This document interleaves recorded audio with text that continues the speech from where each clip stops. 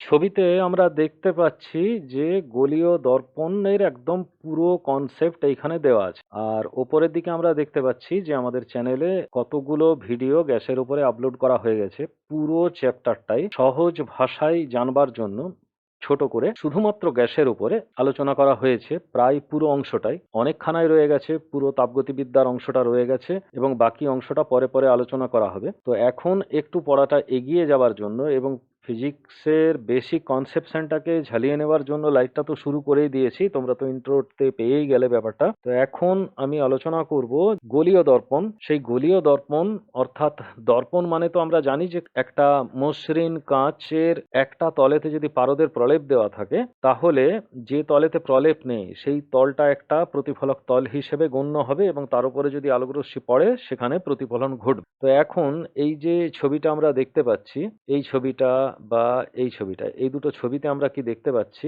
তাহলে এই যে দুটো ছবি আমরা দেখতে পাচ্ছি, এই ছবি দুটোতে এখানে দেখা যাচ্ছে যে একটা গোলক, এটা একটা গোলক, এটা একটা গোলক। এখন এই গোলকের ওপরে যে চিরুনির মতো অংশগুলো দেওয়া আছে এটা হচ্ছে পারদের প্রলেপ বা অন্য কোনো কিছু অস্বচ্ছ পদার্থের প্রলেপ দেওয়া রয়েছে কাঁচের একটা তলেতে।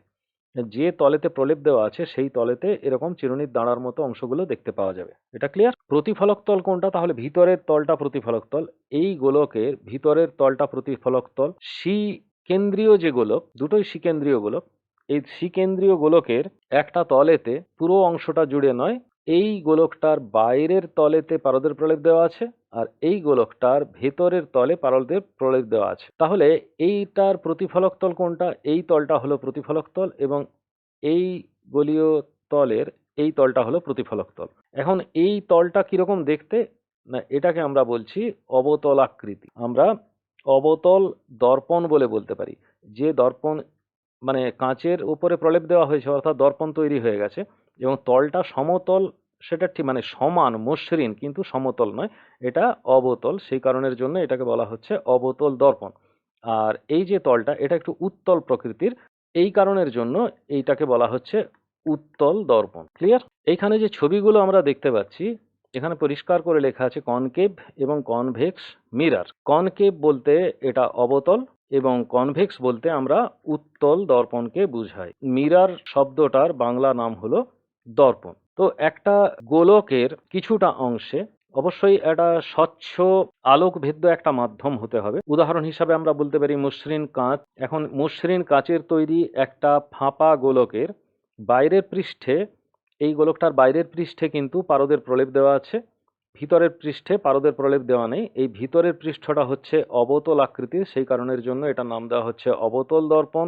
এই যে দ্বিতীয় গোলকটা, এই দ্বিতীয় গোলকটার ভেতরের পৃষ্ঠে প্রলেপ দেওয়া আছে পারদের, দেখতে পাওয়া যাচ্ছে ভেতরের পৃষ্ঠে প্রলেপ দেওয়া আছে, তাই উপরের অংশটা হচ্ছে উত্তল প্রকৃতির, সেই কারণের জন্য এটা নাম দেওয়া হয়েছে উত্তল দর্পণ। তাহলে মোটামুটি যেটা আমরা শিখলাম এইটুকুতে সেটা হলো যে গোলীয় দর্পণের বাইরের পৃষ্ঠে যদি প্রলেপ দেওয়া থাকে, ভেতরের পৃষ্ঠটা যদি প্রলেপবিহীন থাকে তাহলে সেটাকে আমরা বলছি অবতল দর্পণ, এবং যদি ভেতরের পৃষ্ঠে প্রলেপ দেওয়া থাকে বাইরের পৃষ্ঠে প্রলেপ না থাকে তাহলে সেই দর্পণটাকে আমরা বলছি উত্তল দর্পণ। এই পর্যন্ত পড়ে আমাদের উত্তল এবং অবতল দর্পণ এই কনসেপ্টটা মোটামুটি ক্লিয়ার হয়ে গেছে। সবার প্রথমে এইখানে একটা আমি গোলক নিলাম, এই গোলকের একটা কেন্দ্র নিচ্ছি।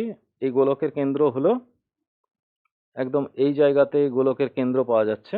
তাহলে গোলকের কেন্দ্রটাকে যদি আমাদেরকে সিলেক্ট করতে হয় তাহলে এইখানে আমাদেরকে একটা কালার নিতে হবে, ব্ল্যাক কালারই নিই এবং পেন্সিলটাকে একটু বাড়িয়ে নিই। ব্ল্যাক কালার নিলাম, এই জায়গাতে আমি নিচ্ছি, এই জায়গাতে যে বিন্দুটা নিচ্ছি সেইটা হলো বক্রতা কেন্দ্র।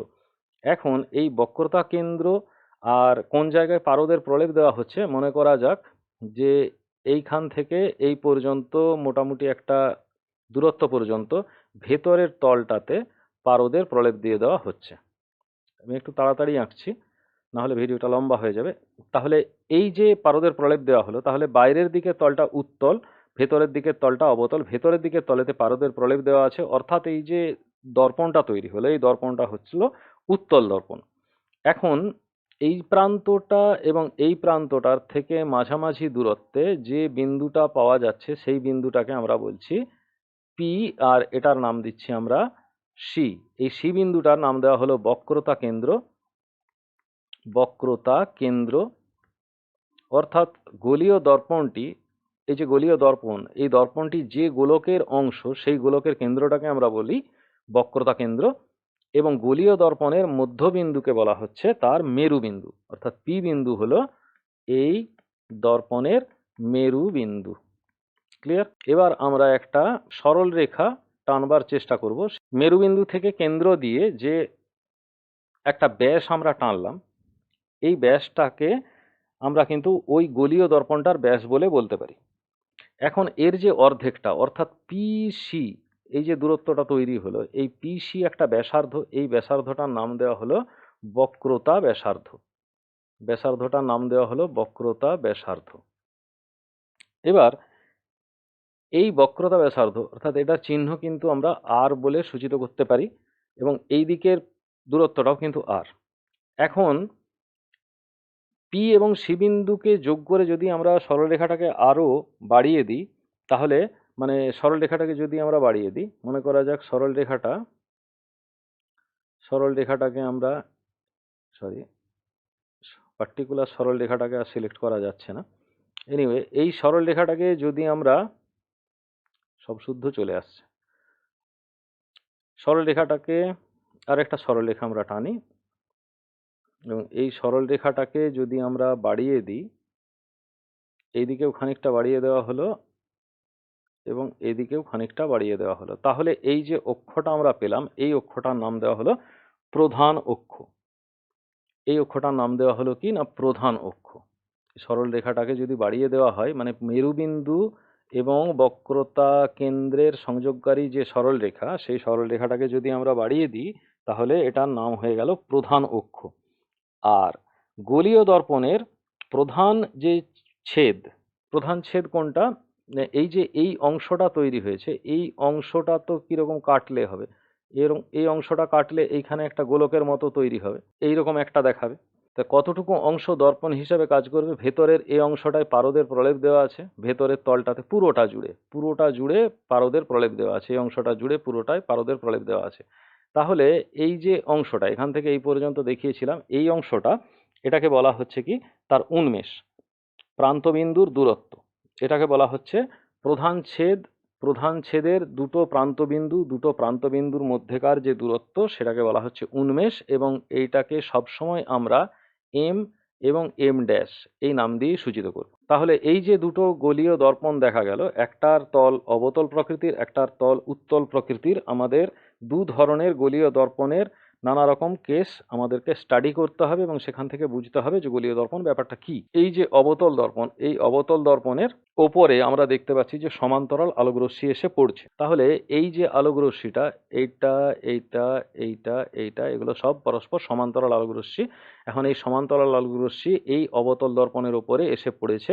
এখন এর উন্মেষ হলো এটা এম এবং এটা এম ড্যাশ, এবং এটা হচ্ছে এই মানে উন্মেষটা যে গোলকের কেন্দ্র, সেই কেন্দ্রটা হলো বক্রতা কেন্দ্র হলো সি, এবং পি হলো তার মেরুবিন্দু। এখানে নাম দিয়ে দেওয়া হয়েছে পি এবং এখানে নাম দিয়ে দেওয়া হয়েছে সি। সি আর পি বরাবর সংযোগকারী যে সরল রেখা, এই সরল রেখাটাকে আমরা বলছি প্রধান অক্ষ। তাহলে প্রধান অক্ষের সমান্তরাল আলোকরশ্মি অবতল দর্পণের উপর আপতিত হয়েছে। একদম প্রতিফলনের নিয়ম অনুযায়ী যে বিন্দুতে আপতিত হয়েছে, তো এই জায়গাটার উপরে যেরকম কোণ করে পড়েছে, তার উপরে যদি আমরা একটা লম্ব টানি, এই জায়গাতে আমরা যদি একটা লম্ব টানি, তাহলে এইটা হচ্ছে আপতন কোণ, এবং আপতন কোণের সমান করে একটা প্রতিফলন কোণ তৈরি হবে প্রত্যেকটা রশ্মির। এখানেও তাই হবে, এবং এই জায়গাতেও তাই হবে, এই জায়গাতেও তাই হবে। ঠিক আছে, এই জায়গাতেও তাই হবে। তো প্রত্যেকটা জায়গায় আপতন কোণ এবং প্রতিফলন কোণের মান সমান হবে, এবং প্রতিফলিত রশ্মি তৈরি হবে। তাহলে প্রতিফলিত রশ্মি, এটা একটা প্রতিফলিত রশ্মি, এই বিন্দুর জন্য এইটা একটা প্রতিফলিত রশ্মি, এর প্রতিফলন লম্বভাবে আপতিত হয়েছে তাই লম্বভাবে প্রতিফলিত হবে, এইটা একটা প্রতিফলিত রশ্মি এবং এইটা একটা প্রতিফলিত রশ্মি। তাহলে এই প্রতিফলিত রশ্মিগুলো দেখা যাচ্ছে প্রধান অক্ষের উপরে একটা বিন্দুতে গিয়ে মিলিত হয়েছে। তা প্রধান অক্ষের সমান্তরাল আলোকরশ্মিগুচ্ছ আপতিত হলে প্রধান অক্ষের উপরে যে বিন্দুতে তারা মিলিত হয়, সেই বিন্দুটার নাম দেওয়া হলো ফোকাস বিন্দু। সেই বিন্দুটার নাম দেওয়া হলো কিন্তু ফোকাস বিন্দু। এফ পি, এই যে ডিস্টেন্স, এই ডিস্টেন্সটাকে আমরা নাম দিচ্ছি ফোকাস দূরত্ব। এটার নাম দেওয়া হলো ফোকাস দূরত্ব। এর বক্রতা ব্যাসার্ধ কত? এর বক্রতা ব্যাসার্ধ হলো সিপি। আর মানে এটার বক্রতা ব্যাসার্ধ প্রমাণ করা যায় আর ইকুয়াল টু 2f, অর্থাৎ বক্রতা ব্যাসার্ধটা কিন্তু ফোকাস দূরত্বের দ্বিগুণ হবে অবতল দর্পণের ক্ষেত্রে এবং সাইমালটেনিয়াসলি মানে একই রকম ভাবে উত্তল দর্পণের ক্ষেত্রেও। এই দ্বিতীয় ছবিটা কিন্তু আমরা দেখতে পাচ্ছি যে এটা একটা উত্তল দর্পণ এবং এই উত্তল দর্পণটা কিন্তু এখানে উন্মেষ হলো এটা এম এবং এটা এম ড্যাশ এবং এর ভিতরের তলেতে পারদের প্রলেপ দিয়ে দেওয়া হয়েছে এবং এর যে যে এটা যে গোলকের অংশ তার বক্রতা কেন্দ্র এটা হলো সি এবং সি আর পি মানে এটা বক্রতা ব্যাসার্ধ। এদেরকে যোগ করলে যে সরলরেখাটা পাচ্ছি এই রেখাটা হচ্ছে প্রধান অক্ষ। এখন প্রধান অক্ষের সমান্তরালে আলোক রশ্মি প্রধান অক্ষের সমান্তরালে গিয়ে উত্তল দর্পণের ওপরে পড়লো। এখন উত্তল দর্পণের ওপরে যে আলোক রশ্মিটা পড়লো সেটা এই জায়গায় পড়েছে এবং এই তলের ওপরে যদি আমরা একটা লম্ব অঙ্কন করি তাহলে সেই লম্বটা কি করবে? এই কোণটা হবে আপতন কোণ, মানে এটা আপতিত রশ্মি, এই কোণটা হবে আপতন কোণ এবং এর সমান করে তৈরি হবে প্রতিফলন কোণ প্রতিফলনের সূত্র অনুসারে। এবং সিমিলারলি এই বিন্দুতে যখন প্রতিফলন ঘটবে সেখানেও কিন্তু অভিলম্বের থেকে একটা অভিলম্ব আমরা টেনে নিতে পারি এই তলের উপরে এবং সেখানেও আপতন কোণ প্রতিফলন কোণ সর্বদা সমান হবে। এই পি বিন্দুর ওপরে লম্বভাবে আলোকরশ্মি আপতিত হচ্ছে, ফলে লম্বভাবে প্রতিফলিত হয়ে বেরিয়ে যাবে। এটাও প্রতিফলনের নিয়ম অনুসারে এই বিন্দুতেও আমরা কিন্তু দেখতে পাবো যে এখানে আপতন কোণ সমান প্রতিফলন কোণ হবে এবং এই বিন্দুতে যদি আমরা একটা অভিলম্ব অঙ্কন করি তাহলে দেখা যাবে আপতন কোণ সমান প্রতিফলন কোণ হবে। তাহলে প্রতিফলনের সূত্র মেনে প্রধান অক্ষের সমান্তরাল আলোকরশ্মি যদি উত্তল দর্পণের উপরে পড়ে তাহলে তারা এমনভাবে প্রতিফলন হয়ে যাবে তারা প্রধান অক্ষের উপর কোনো বিন্দুতেই মিলছে না, দূরের দিকে সরে যাচ্ছে। অর্থাৎ এই রশ্মিগুলোকে বলেছিলাম আমরা কি যে এই রশ্মিগুলোর ক্যারেক্টারটা হচ্ছে এরা অভিসারী, মানে একই বিন্দুতে মিলিত হচ্ছে বা হতে চাইছে, আর এই রশ্মিগুলো কিন্তু অপসারী রশ্মি হয়ে যাচ্ছে। তাহলে উত্তল দর্পণের উপরে প্রধান অক্ষের সমান্তরাল আলোক রশ্মিগুচ্ছ যদি আপতিত হয় তাহলে প্রতিফলিত রশ্মিগুলো অপসারিত হয়ে যাবে আর অবতল দর্পণের ক্ষেত্রে অভিসারিত হয়ে যাবে। তো এখন অপসারিত হয়ে গেলে তাহলে অভিসারী রশ্মির মতো ফোকাসের ওপরে মিলিত হবে না, কোনো একটা বিন্দুতে মিলিত হতে পারতো বলে মনে হচ্ছে, মানে মিলিত হতো। এটা কিভাবে বোঝা যাচ্ছে না, যে পথে প্রতিফলিত রশ্মিগুলো গেছে সেই পথে যদি আলোক রশ্মিগুলোকে ইমাজিন করা হয় যে বাড়িয়ে দেওয়া হয়েছে পিছনের দিকে, অথচ এটার কোনো অস্তিত্ব নেই, এখানে কোনো মানুষ প্রবেশ করতে পারবে না, এই দিকের তলটাতে কোনো মানুষ প্রবেশ করতে পারবে না, কিন্তু আমরা যদি এখানে চোখ রাখি তাহলে এই জায়গায় আলোক উৎসটাকে আমরা দেখতে পাবো, মনে হবে দর্পণের ভেতরে কোথাও একটা অবস্থান করছে। সেই অবস্থানটা কোথায়? সেই অবস্থানটা এফ বিন্দুতে হবে এবং এফ পি যে ডিস্টেন্স সেই ডিস্টেন্সটাকে বলবো আমরা ফোকাস দূরত্ব এফ এবং এর যে বক্রতা ব্যাসার্ধ সিপি সেটা হলো আর। এই দর্পণের ক্ষেত্রেও আমি আগে যেমন বলেছিলাম যে F equal to R by two বা আর ইকুয়াল টু 2f, এই একই ঘটনা কিন্তু লক্ষ্য করা যাবে। আমরা যেটা প্রুভ করব এখন সেটা হলো আর ইকুয়াল টু 2f। যদি আমরা একটা গোলীয় দর্পণ নিয়ে নিই এবং এই গোলীয় দর্পণটার বাইরের দিকে তলেতে পারদের প্রলেপ দিয়ে দিলাম তাহলে এটা একটা অবতল দর্পণ হয়ে যাচ্ছে। তাহলে এটাকে আমরা বলছি প্রধান অক্ষ। এই যে বিন্দুটা এই বিন্দুটা হলো ফোকাস বিন্দু এফ এবং এর ডবল মোটামুটি আন্দাজে এটা হলো বক্রতা কেন্দ্র। ঠিক আছে, এবার যদি বক্রতা কেন্দ্রের ভিতর দিয়ে কোনো আলোক রশ্মি এইভাবে একটা স্ট্রেট লাইন আমরা ড্র করে নিলাম, তাহলে এই যে তলটাতে আলোক রশ্মিটা পড়লো এখানে কি হচ্ছে, আলোক রশ্মি বক্রতা কেন্দ্রের ভিতর দিয়ে গেছে, মানে যে পথে এসেছে লম্বভাবে আপতিত হয়েছে এর এখানে আই সমান আর, অর্থাৎ আপতন কোণ প্রতিফলন কোণ সমান। এক্ষেত্রে কিন্তু আলোক রশ্মি যে পথে এসেছে সেই পথেই কিন্তু প্রতিফলিত হয়ে ফিরে যাবে, যেটা একটা উত্তল দর্পণ। এখন এই উত্তল দর্পণের মেরুবিন্দু এবং বক্রতা কেন্দ্র এসবগুলোর সংযোগকারী সরলরেখা এটা হচ্ছে প্রধান অক্ষ এবং এর ভেতরে কোনো একটা বিন্দুতে সমান্তরাল আলোক রশ্মি পড়লে এরকম একটা জায়গায় মিলিত হতে পারে, এটাকে আমরা ফোকাস বিন্দু বলে বলছি। এর বক্রতা কেন্দ্র হবে প্রায় ডবল এরকম একটা আন্দাজ এইরকম একটা জায়গাতে সি, মানে বক্রতা কেন্দ্র কোনটা, এই দর্পণটা যে গোলকের অংশ সেই গোলকটাকে আমরা বলছি এর বক্রতা কেন্দ্র। এই পর্যন্ত আমাদের পরিষ্কার। এখন যদি এই বক্রতা কেন্দ্র দিয়ে যাচ্ছে এই বরাবর আলোক রশ্মিটা আসছে এই দিকে আলোকরশ্মি আসছে এবং তাহলে উল্লম্বভাবে পড়েছে। এই বিন্দুতে যদি আলোকরশ্মি পড়তো তাহলে কি হতো, এটা প্রধান অক্ষের সমান্তরাল অবশ্যই হতো না, কিন্তু এটা বক্রতা কেন্দ্রের ভিতর দিকে যাচ্ছে বলে মনে হচ্ছে, তাই প্রতিফলিত হবে কিন্তু ওই একই পথে। এটা একটা অবতল দর্পণ।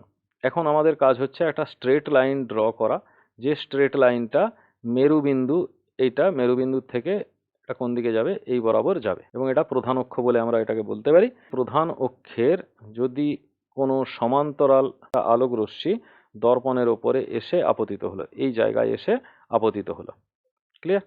তাহলে কোন দিক থেকে আসছে, প্রধান অক্ষের সমান্তরাল একটা আলোক রশ্মি দর্পণের উপরে এসে আপতিত হলো, তাহলে দর্পণের উপর আপতিত হলে আলোক রশ্মিটা কোন পথে প্রতিফলিত হবে, ধরে নেওয়া যেতে পারে যে আলোক রশ্মিটা এই পথে প্রতিফলিত হয়ে বেরিয়ে যাচ্ছে। তাহলে আলোক রশ্মি যদি এই দিকে প্রতিফলিত হয়ে বেরিয়ে যায়, তাহলে এই যে বিন্দুটা, এই বিন্দুটাকে আমি বলছি ফোকাস বিন্দু, এবং এই যে বিন্দুটা, এটার নাম দেওয়া হয়েছিল মেরুবিন্দু পি। তাহলে পি এফ এর যা ডিস্টেন্স, সেখান থেকে প্রায় সমান দূরত্বে আমরা বক্রতা কেন্দ্র ধরতে পারি। তো এই ছবির থেকে আমরা কিন্তু প্রুভ করে ফেলতে পারি যে আর ইকুয়াল টু 2f, এবং সেই প্রমাণটা আমরা হায়ার ক্লাসে গিয়ে যখন দেখব তখন আমরা আরো ভালো করে করব। তো মোটামুটি যে কনসেপ্টটা হলো, এইটা হলো আপতন কোণ এবং এইটা হলো প্রতিফলন কোণ, এবং এখানে আই ইকুয়াল টু আর, এটা অবভিয়াসলি আমরা জানি এখান থেকে। এই দিকে যখন প্রতিফলিত হচ্ছে, এই প্রতিফলিত হবার ফলে এখানে একটা ত্রিভুজ তৈরি হয়েছে, এই ত্রিভুজটার ক্রাইটেরিয়াটাকে আমাদেরকে ধরতে হবে। কোন ত্রিভুজটা, এখানে এ বিন্দু, এটা এফ বিন্দু, এটা সি বিন্দু, এখানে একটা ত্রিভুজ আমরা পেলাম এ এফ সি। এই যে ত্রিভুজটা পেলাম, এই ত্রিভুজের মধ্যে এখানে এই কোণটা হচ্ছে আই কোণ, এই সরি আর কোণ, আই সমান আর, তার মানে এই আর কোণটাও হচ্ছে আই কোণ। এবার এখানে দেখতে পাওয়া যাচ্ছে এই সরল রেখাটা এবং এই সরল রেখাটা পরস্পর সমান্তরাল, মানে দুটো সরল রেখা প্রধান অক্ষের সমান্তরালে এসে পড়েছে। তাহলে দুটো সরল রেখাই সমান্তরাল হয়ে যাওয়ার জন্য কি হচ্ছে, এসি এটা ভেদকের কাজ করছে। দুটো সমান্তরাল সরলরেখার ভেতর দিয়ে যদি ভেদক হয়, দেখো একটা উল্টানো জেডের আকৃতি লক্ষ্য করা যাচ্ছে, এখানে একটা উল্টানো জেডের আকৃতি লক্ষ্য করা যাচ্ছে। সেই কারণের জন্য এই অ্যাঙ্গেলটাও কিন্তু হচ্ছে আই কোণ। তাহলে আই কোণ সমান আর কোণ, তাহলে একটা ত্রিভুজের এই দুটো মানে কোণ যদি সমান হয়, তাহলে এই ত্রিভুজটাকে আমরা বলতে পারি সমদ্বিবাহু ত্রিভুজ, এবং এই সমদ্বিবাহু ত্রিভুজের এখানে এ এফ ইকুয়াল টু হয়ে যাবে F C, A F equal to হয়ে যাবে এফ সি। তাহলে এ এফ আর এফ সি যদি সমান হয়ে যায়, তাহলে এখান থেকে আমরা কি বলতে পারি যে এই উন্মেষ, এখানে এম আর এম ড্যাশ, তো এটার নাম দেওয়া হয়েছিল এম আর এটার নাম দেওয়া হয়েছিল এম ড্যাশ। এই এম আর এম ড্যাশ খুব যদি কাছাকাছি হয়, মানে উন্মেষ যদি খুব ক্ষুদ্র হয়, উন্মেষ, এই উন্মেষ ক্ষুদ্র, আমরা যে দর্পণগুলো নিয়ে কাজ করব সেই দর্পণগুলোর উন্মেষ যদি খুব ক্ষুদ্র হয়, তাহলে কিন্তু এম এম ড্যাশ খুব কাছাকাছি অবস্থিত। তাহলে এই দুটো যদি কাছাকাছি অবস্থিত হয়, তাহলে এ আর পি বিন্দুও খুব কাছাকাছি অবস্থিত হবে। তাহলে কাছাকাছি অবস্থিত হলে এই যে ডিস্টেন্সটা, মানে এ এফটা এতটা বেঁকে থাকবে না, এটা আরো সরে চলে আসবে।